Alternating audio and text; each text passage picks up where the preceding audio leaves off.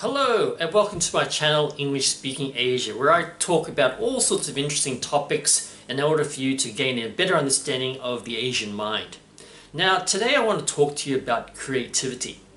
There's a typical thing whereby people believe that in Asian education the whole emphasis is upon memorization and passing exams. Whereas if you go to a Western country, their education system is based upon developing individuality, the ability to think, to be logical and creative thinking. And that extends not only into education, but business.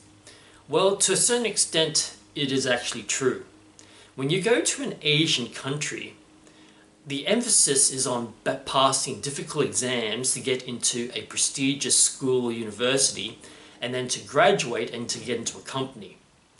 And for that reason, that's why in the Asian education system, students study hard to memorize facts and figures so that they can pass a multiple choice exam in order to get good grades so that they can go from a good school to a good junior high school, and then from a good junior high school to a good senior high school, and then from a good senior high school to a prestigious good university, and then to a good well-paid, high-prestigious company.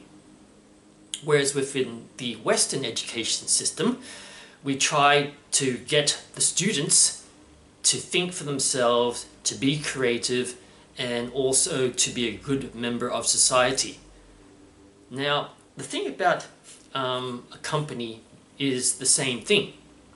See, in a Western company, they're well known for producing innovative products. Whereas if an Asian country, take for example China and Japan, they do not have the technology to produce their own innovative products, but they're very good at taking someone else's technology and then copying it. Now why is this so? Well, it's very simple. See, in a Western country, say Australia or America, if I, for example, am a creative engineer and I invent something that is going to revolutionize, say, the computer industry or the car industry, I can take a patent on that product and then for the rest of my life or receive royalties for that technology. However, in a typical Japanese company, what normally happens is that if I'm a creative engineer, then the company will pay me a set salary, and they will also give me a certain amount of money to work with research and development. And once I come up with some creative product, I'd have absolutely no rights to that product. The company who hired me and sponsored me has full rights to everything.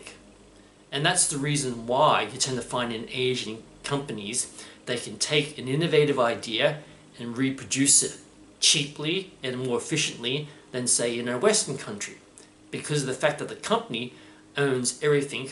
Whereas if in a Western company, anything that I produce, I own the rights to, and I have the patent for it, and pretty much the company pays me for the right to use it.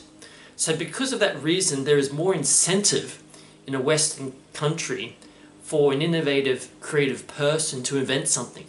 Whereas if in an Asian country, there is no incentive, because anything that I produce, the company will take my idea, make it their own, and make millions and millions of dollars, and I won't get anything from it.